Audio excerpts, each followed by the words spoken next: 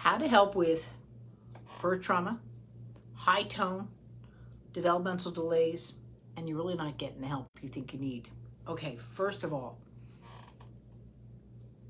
if a doctor, professional, or a parent, a friend can evaluate your child properly and help you and give you solutions that you're seeing results for, you know. Saying that they're probably going to outgrow. I think what's being missed on yours, and then the person also put in the comments, is that I'm really concerned and want to rule out laryngomalacia. Laryngomalacia was when the valve gets overgrown, or it could be traumatized. In your case, maybe it was the cords, whatever down in, and so your child's struggling with the breath swallow ratio, and that's where you're seeing that what you think is a tone. And then when you work with people, and so when that's where you have to be at, right? So don't stretch a baby. If you stretch a rubber band, they snap back. You're dealing with high tone.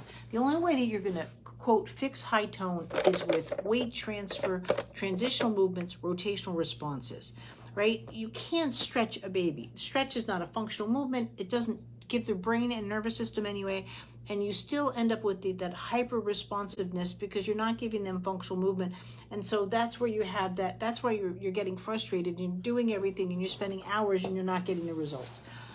And so one of the things that concerns me is the ratio of the eyes. The eyes should be within the ears, and you're back like this, right? And they're going to say it's a tone thing. I'm concerned right now that your child is doing all of this to open up their airway more. And I'm not talking about like someone can put a pulse sac and see that it's a 98. What I'm talking about is laryngomalacia. For that, you have to go to ear, nose, and throat, and they do an in-house scope to see what's going on. But I am very concerned with that. For development-wise, you're going to go after, first of all, the newborn movement assessment. That has to be imperative. You have to see, again, the dystonic movements that your child's already making because it's preventing a fall and going on there is a problem. You also mentioned, too, about the hearing loss. The hearing loss is significant, but again, once you start getting a file going on your child, they're going to just blame it on these things. You don't need blame, you need solutions. Like when someone comes into me and says, I was fine until the car accident. Like I worked on someone even recently, more severe, where there was chemo in the brain and the sutures, and I had to undo that. But it wasn't until I got all that done, I'm like, oh, you really had a bad ear infection when you were a kid. And I was like, oh yeah, I did. But I had to get rid of the one layer to get into the other layer, and then I had to get rid of the residuals of the swelling and the bones within the ear infection. So when someone's looking at a child getting a hard dance card and so forth, they're gonna not get you the help that you need.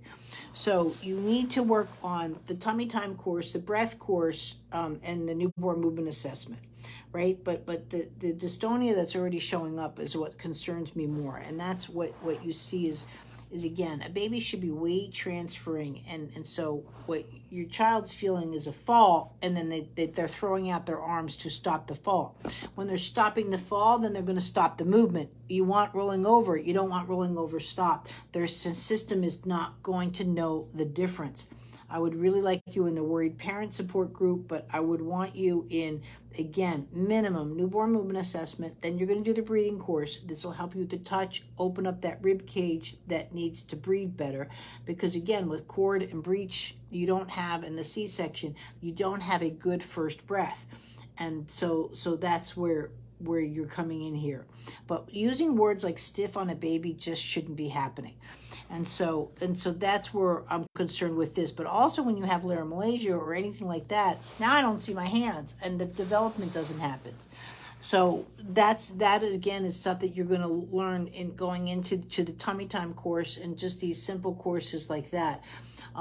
But if you use the rate transfer and rotation, there's no way you can evoke a touch that's going to create a stiff. But if you just leave her right now to her own devices, you're going to be in trouble. You're already in trouble. And this whole big that they should or could or outgrow, no, there's no outgrowing, because you're expecting outgrowing muscle tone, but you're not working on development. So if you're not working on development and functional movement, there's always going to be an issue with tone.